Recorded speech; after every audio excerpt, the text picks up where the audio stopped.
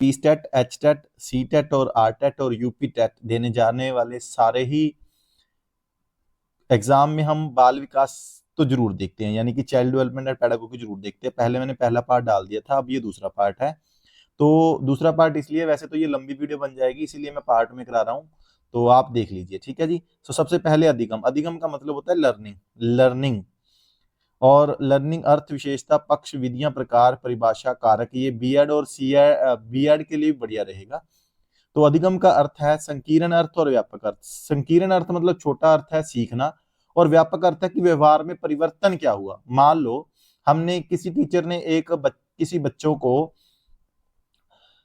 पानी की पानी की पूरा प्रभाव हमारे जीवन के ऊपर क्या पड़ता है, यह है, तो उसके व्यवहार में परिवर्तन आ गया। एक, पानी को बेटा हमने वेस्ट नहीं करना, ये है सिर्फ सीखना, ठीक है। पानी के व्यवहार, जैसे बर्तन धोने में हम कम पानी का प्रयोग करें, नहाने में हम कम पानी का प्रयोग कर सकते हैं, ब्रश करने में हम कम पानी का प्रयोग कर सकते हैं, ये उसके व्यवहार में परिवर्तन हुआ, ये उसका व्यापक अर्थ हुआ। संकीर्ण अर्थ है अच्छा पानी नहीं वेस्ट करना, ये संकीर्ण अर्थ है। तो व्यवहार, व्यवहार वाटसन 1905 में विलियम मैकडूगल पुस्तक आउटलाइन ऑफ साइकोलॉजी, मनोविज्ञान की अवधारणा, व्यवहार शब्द लाया। वाटसन 1913 में वाटसन व्यवहारवाद को लाया कोलंबिया विश्वविद्यालय में। व्यवहार परिवर्तन स्थायी अभ्यास प्रशिक्षण अनुभव, विलियम मैकडूगल। अभ्यास प्रशिक्षण और अनुभव के कारण व्यक्ति के व्यवहार में आए परिवर्तन को अधिगम कहते हैं। कि अभ्यास भी हुआ, अभ्यास मतलब प्रैक्टिस भी हुई, प्रशिक्षण यानी कि ट्रेनिंग भी हुई, और एक्सपीरियंस के कारण व्यक्ति के बिहेव में जो भी चेंजेस आए उसको लर्निंग कहते हैं। सो व्यवहार स्थायी परिवर्तन यानी कि लॉन्ग लाइफ लॉन्ग चेंजेस अभ्यास प्रशिक्षण और अनुभव के द्वारा आते हैं। नोट, परिपक्वता यानी कि मैच्योरिटी, बीमारी सिकनेस एंड थकान, संवेगात्मक का मादक पदार्थों का सेवन, मूल प्रवृत्ति, वह कार्य जो जन्मजात है, वो अस्थायी परिवर्तन है, ठीक है जी। ये परिपक्वता, बीमारी, थकान, संवेगात्मक, मादक पदार्थों का सेवन, मूल प्रवृत्ति, अस्थायी परिवर्तन है, वह कार्य जो जन्मजात हो। अधिगम की परिभाषा, परिपक्वता, व्यक्ति के व्यवहार में अभ्यास प्रशिक्षण और अनुभव के कारण आए स्थायी परिवर्तन को अधिगम कहते हैं। स्थायी मतलब लॉन्ग टाइम के लिए रहे जो। और परिपक्वता यानी कि मेच्योरिटी, बीमारी, थकान, मादक, संवेगात्मक, मूल प्रवृत्ति, ये जन्मजात होते हैं। विभिन्न परिभाषाएं हैं, ये परिभाषाएं आप याद करनी है तो कर सकते हो, जैसे क्रो एंड क्रो, आदत, अभिवृत्ति यानी कि एटीट्यूड और नॉलेज का अर्जन करना ही अधिगम कहलाता है। ये अलग अलग दिए गए हैं, वीएफ स्किनर, चार्ल्स मैडफॉर्डर स्किनर, आइजैक। अधिगम नवीन स्थायी प्रवर्तन के अंतर्गत, इसको छोड़ो कोई बात नहीं। और अभी ये पक्ष आते हैं, पक्ष हैं इसके संज्ञानात्मक पक्ष, क्रियात्मक पक्ष और भावात्मक पक्ष। विधियां हैं अनुकरण यानी कि नकल, सूझ, अभ्यास यानी कि प्रैक्टिस, बूल और ट्रायल, ठीक है जी। और प्रकार हैं, देखो पक्ष 3 है, विधियां 4 हैं और प्रकार भी 3 है। प्रकार प से 3 है और विधियां 4 हैं। गामक, अधिगम, प्रतिबोधक, प्रतिबोध आत्मक और संकलात्मक। अधिगम के प्रकार है शारीरिक क्रिया अनुकरण, शैशवावस्था, विधि है अनुकरण यानी कि गामक अधिगम। 3 प्रकार का है, पक्ष भी 3 प्रकार के होते हैं और 4 प्रकार के इसकी क्या है, विधियां हैं, ठीक है जी। और अधिक गामक में अनुकरण यानी कि नकल करता है और शैशवावस्था में ज्यादा होता है। प्रतिबोधनात्मक बाल्यावस्था में होता है और संकलात्मक किशोर अवस्था में होता है, ठीक है जी।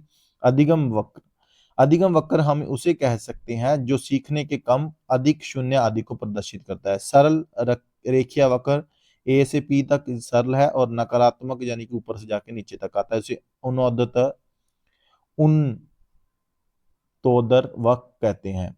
जब सीखने की गति एक समान होती है उसे सरल रेखीय है। इसमें आरंभ में सीखने की गति तीव्र फिर मंद हो जाती है, इसे ऋणात्मक कहते हैं। नतोदर, इसमें आरंभ में सीखने की गति मंद हो जाती है, बाद में धीरे धीरे तीव्र होती है। और उन तोदर व नतोदर का मिला जुला है मिश्रित वक्र, समझ गए। यानी कि जो सरल है वो तो एक समान में करता है, उनदोदर मतलब पहले ज्यादा फिर कम, और नतोदर में पहले कम फिर ज्यादा, ठीक है जी।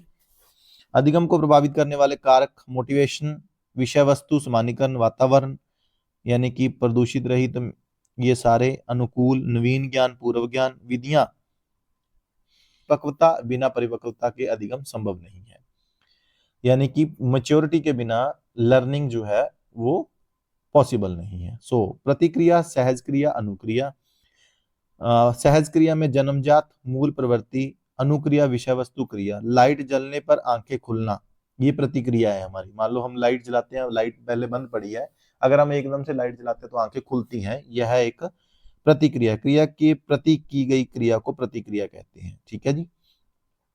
अधिगम वक्र, चार्ल्स स्किनर। अधिगम का वक्र किसी दी हुई क्रिया में उन्नति या अवनति का ब्यौरा है। ये छोड़ दो, चाहे, ये कोई दिक्कत नहीं है। अधिगम सीखना, व्यवहार परिवर्तन की प्रक्रिया। सहज क्रिया, जन्मजात क्रिया, मूल प्रवृत्ति होती है। प्रतिक्रिया, क्रिया के बदली की गई क्रिया को प्रतिक्रिया बोलते हैं। और अनुक्रिया, उद्दीपक के प्रति क्रिया। अधिगम की परिभाषाएं हैं, ये अभ्यास, प्रशिक्षण और एवं है, इसको छोड़ सकते हैं आप, और याद करना है तो कर भी सकते हैं कि ये परिभाषा किसने दी, लेकिन बहुत कम है कि हमें याद रहती है।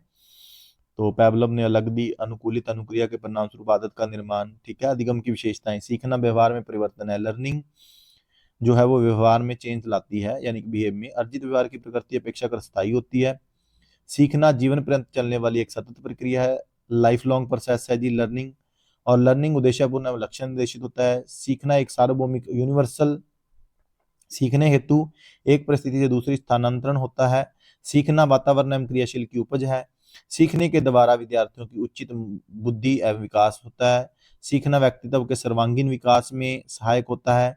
सीखना समायोजन में सहायक है। सीखने के द्वारा जीवन लक्ष्यों की पूर्ति में सहायता मिलती है। अधिगम एवं विकास एक दूसरे के अधिगम के द्वारा व्यवहार में अपेक्षित परिवर्तन लाए जा सकते हैं। लर्निंग एक ऐसी व्यापक प्रक्रिया है जिसका क्षेत्र बहुत विस्तृत है। अभिप्रेरणा अधिगम का मुख्य चालक है। अधिगम पर मित्र मंडली, परिवार, शिक्षक, वातावरण आदि का प्रभाव पड़ता है। अधिगम व्यक्ति एवं सामाजिक दोनों होते हैं। जो ये पहली बार पढ़ रहे हैं उनको थोड़े से समझ कम आ रहा होगा, लेकिन जिन्होंने बीएड की है, अच्छे तरीके से जेबीटी को किया है, उनको यह समझ आसानी से आ जाएगी। व्यवहार में परिवर्तन, परिपक्वता, थकान, बीमारी, मूल प्रवृत्ति, सहज क्रिया, जन्मजात क्रिया, मादक पदार्थों का सेवन अस्थायी परिवर्तन है, लेकिन स्थायी जो है लंबे समय तक।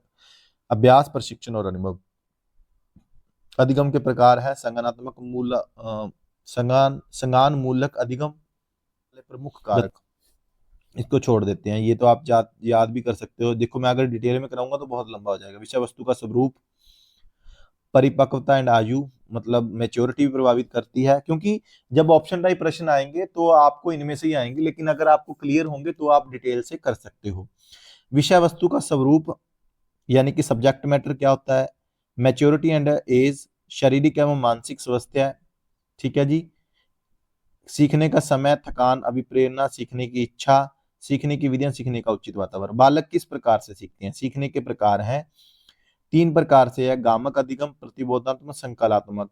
सीखने के पक्ष संज्ञानात्मक, क्रियात्मक, भावात्मक। और सीखने की विधियां करके सीखो, निरीक्षण विधि, प्रशिक्षण विधि, मिश्रित विधि, सूझबूझ और प्रैक्टिस। गामक अधिगम, शरीर द्वारा की गई क्रिया, अनुकरण विधि। जैसे शैशवावस्था में बच्चा जो होता है, जैसे हम बोलते हैं बेटा पापा बोलो पापा, मम्मी बोलो बेटा मम्मी, है ना, इसको देखो उसको देखो, तो बच्चा नकल करता है, उसे अनुकरण कहते हैं, यानी कॉपी करते हैं। प्रतिबोधनात्मक में मन का, मस्तिष्क का विकास होता है, बोध करने लगते हैं, बच्चे के मन में संप्रत्य बन जाता है। संकलात्मक अधिगम, इस अधिगम को सर्वश्रेष्ठ अधिगम बताया गया, कल्पना, चिंतन, अमूर्त प्रत्ययों का। ठीक है जी। और अधिगम के सिद्धांत, ये देखो जी लर्निंग के सिद्धांत आ गए। अब इस चीज को देखना आप। व्यवहारवादी सिद्धांत जो दिए थे वो दिए थे इवान पैवलव ने, बीएफ स्किनर ने, थॉर्नडाइक ने और सीएल हल ने। संज्ञानात्मक वादी जो सिद्धांत दिए थे वो गेस्टाल्टवादी संप्रदाय थे मैक्स वर्दिमर, कोहलर, कुर्ट लीविनकोफ का। चेतना और व्यवहार दोनों का विज्ञान माना। व्यवहारवादी सिद्धांत, पुनर्बलन यानी कि अनुक्रिया, उद्दीपक, अभिप्रेरणा, संवेदना, बुद्धि, संज्ञान, प्रत्यक्षीकरण, समस्या। यंत्रवत अधिगम होता है इधर वाला, और इधर वाला यंत्रवत अधिगम नहीं होता। यह पशु और मानव दोनों पे किया जाता है व्यवहार, और संज्ञानात्मक केवल मानव के। अधिगम धीरे धीरे होता है, अधिगम अचानक होता है। संज्ञानात्मक में लर्निंग जो है वो सडनली हो जाती है, लेकिन इसमें स्लोली स्लोली होती है। व्यवहारवादी सिद्धांत, अनुभव का परिणाम अधिगम, पढ़ाई की, नौकरी ले ली, अनुक्रिया की, उद्दीपक, और संबंध, बंधन, अनुबंध, अधिगम बन गया। अनुक्रिया, लक्ष्य के प्रति की जाने वाली क्रिया। जैसे कोई गोल है हमारे, हमने लगा लिया कि हमने टीचर बनना है, तो जो टीचर बनने की प्रक्रिया है उसके दौरान जब क्रिया हम करते हैं, जैसे हम रोज पढ़ते हैं, रोज अभ्यास करते हैं, तो उसे अनुक्रिया कहते हैं। उद्दीपक, वह वातावरण या घटक जिससे प्राणी अनुक्रिया के द्वारा प्राप्त करना चाहता है वो दीपक कहलाता है। इसमें आगे डिटेल में बताएंगे हम आपको। समस्या समाधान की योग्यता अधिगम, समस्या का समाधान, सूझ, संज्ञान, प्रत्यक्षीकरण, संवेदना, संवेदना त्वचा, जीव, कान, नाक, आंख से करते हैं। नाम, पहचान और व्याख्या करते हैं। अनुबंधन, अनुक्रिया और दीपक के बीच संबंध अनुबंध कहलाता है। अधिगम, अनुक्रिया